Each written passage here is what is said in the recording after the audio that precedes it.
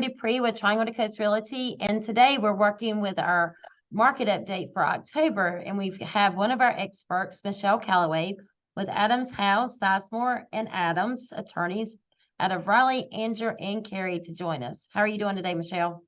Hi, Karen. Thank you for having me. I'm happy to be here. Thank you for being with us. We're certainly looking for some of your expertise in the market and what you as an attorney, real estate attorney in the area is seeing. We're just going to dive into some specifics with you. I know that you're following and see a lot of contracts in our market right now, probably not as many as any of us want to see come across your desk. But can you tell us a little bit about some of the things that you're seeing that would be helpful to just give us a trend of where the market is today? Sure. Well, a couple things that we're noticing for anybody who's been paying attention to the market the past 3 years, obviously this area has really changed. During COVID, we saw due diligence rates really skyrocket. And for those who don't know what due diligence is, it's a non-refundable deposit that is paid directly to the seller when you go under contract as a buyer on a home. So during COVID, because there was so much competition, we really saw these prices for due diligence skyrocket. So meaning people were paying at sometimes up to $100,000 right out of their pocket, sometimes sight unseen to sellers before going to get under contract. Thankfully, that has changed a lot. We have seen a substantial decrease in that due diligence number. Now, there still are, substantial amounts of due diligence, in my opinion. Anytime you're paying $5 to 10 grand out of your pocket, that's a lot of money to risk, being non-refundable once you go under contract. However, it is a lot better than it used to be. So it's really allowing first-time home buyers out there to be more competitive in this market. Another thing that we tend to see with interest rates being, they're higher, but they're not high.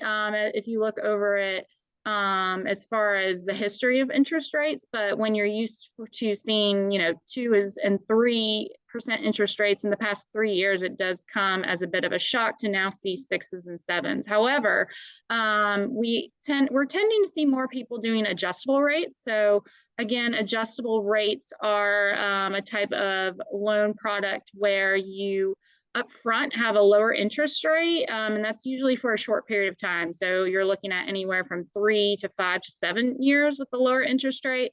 And then after that time period is up, it's adjustable, meaning it can fluctuate based on the market. So a lot of people hear adjustable rates and they freak out because they think about 2008, 2009. If they were paying attention during that time and saw a lot of foreclosures because a lot of the rates were adjustable and people after those time periods went up, they couldn't refinance because they were underwater in their homes. However, it is a great product if you're looking for a short-term lower rate in today's market, because after that time period's up, you hopefully will see rates go down and you'll be able to refinance into that lower rate. But that being said, conventional loans are still a great product out there for people. And I will say, buying now with a market with a higher interest rate in your 6s and 7s, it might be a higher monthly payment, but if you wait for rates to go down come next year, you're going to be competing with all those people again that are trying to get out there buying a home. And then we're going to see the due diligence rates skyrocket again.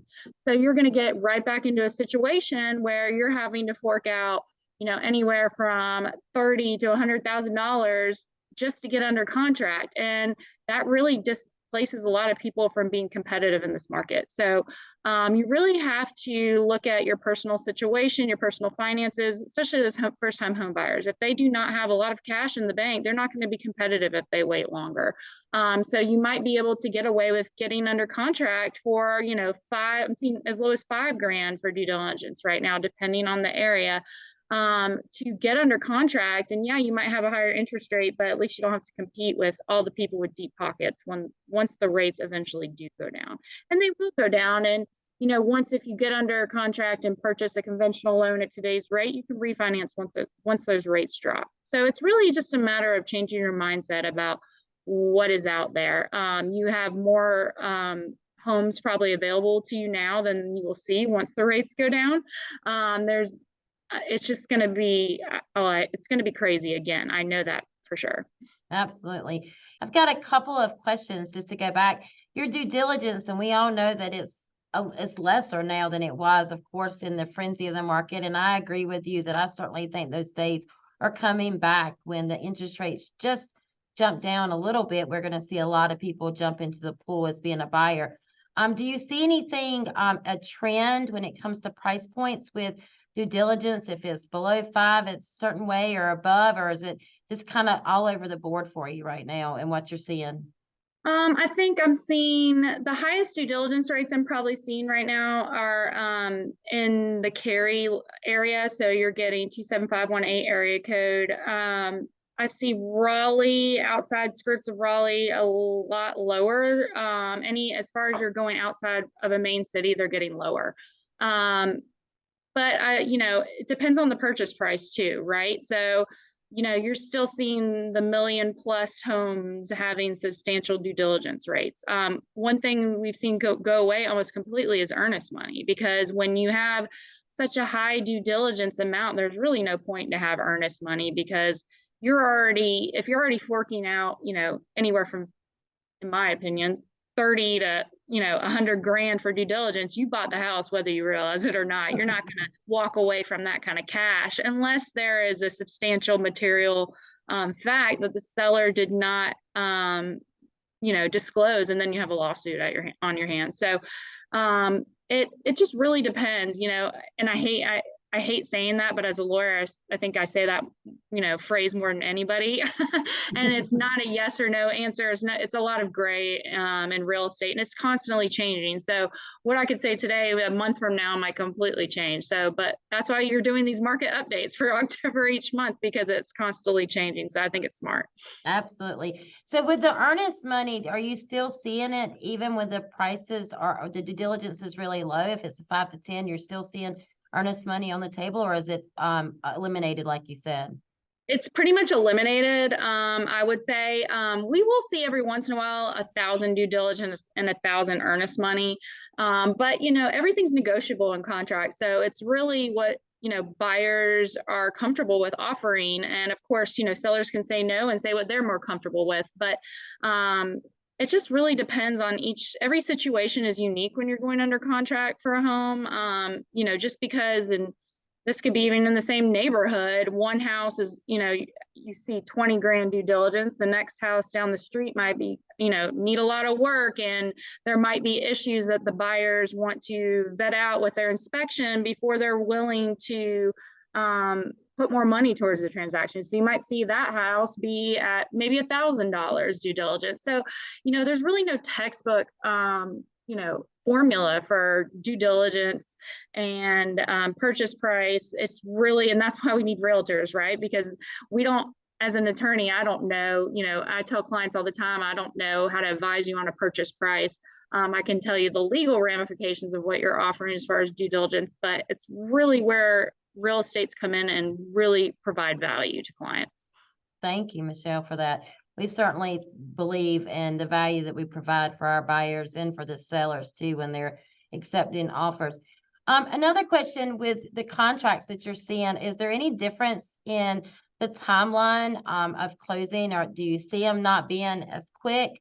I know that there are still some competitive situations out there in the market space, in zip codes or in areas where you don't have a lot of homes come on the market, but in other areas, I'm seeing them, in my experience, kind of extending a little bit longer and having a little bit more breathing room. Are you seeing any of that with the length of the contracts of when they're closing at all? It just really, it depends again. Anytime you have a cash buyer, which, there are a lot of cash buyers out there, we're seeing very quick closings, probably 2 weeks, with that. So they have an advantage because obviously they don't have a loan and they can close very quickly. So that's, as a buyer, very competitive. That's, probably the most competitive offer as a buyer you can make. However, we're still having a lot of seller possession after closing agreements, still sellers selling homes before they're buying. So yeah, sometimes we do see longer contract periods to allow sellers to be able to once they're under contract on their sale to be able to get under contract on a new home. So yes, we still are seeing a lot of seller possession after closings. Those things that got really hot and, frequent during the COVID years, I like to call them the COVID years, are still being done to this day. Absolutely. So speaking about the lending part, I'm just curious if there's any, I know I have to agree with you about the ARM rates. Anyone that buys now, they're certainly buying knowing that they're going to refinance. And a lot of lenders are offering the refinance for them in a year or even at no cost because they're certainly at an advantage to go ahead and get in the home and not wait for that big pool of people and push of people that we are going to see when the rates drop. But the ARMs, I like to hear that. Is there any I don't want to say specific lenders or programs that you're seeing that are being used the most? I mean, I know that some of the ARM rates, a 5/1 by 5/1 rate, or are you looking for they're buying down their interest rates, or 2/1? Are you seeing any of that? I thought I would have seen a lot more of that buy down rates. And I'm not a lender, so I don't want to speak to why we probably haven't seen as much of that, but I will say I have not seen as many of those as I thought I would. So is there anything else that you want to add? I know that your firm has a lot of services that you offer, and certainly I cannot thank you enough and your firm for all that you've done for me, for myself, and from our team over the many years that we've been working together. And I know that you have a lot of other services that you offer as well. Do you want to elaborate? Sure. We have a lot of clients who are purchasing investment property. So I always advise my investors to set up limited liability companies when they're doing that for liability purposes. So we handle that. We can do anything from setting it up for you with the Secretary of State to creating an operating agreement for you.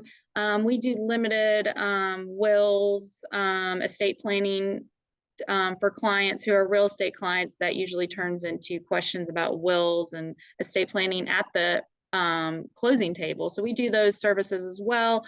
One piece of advice to people out there: if you're waiting and watching the market, you're making the wrong decision. Get out there, look, be aggressive now, because if you are not going to be able to compete likely once the competition picks up. So have more control over what you want now than no control later is basically what I want to say to buyers out there right now. Absolutely. Finding a trusted realtor, and it's someone that we would love to have the opportunity to speak with buyers and partner with Michele and all the great people that we have in our team to bring a buyer to your table, Michele, successfully. I really thank you for your time and your expert opinion.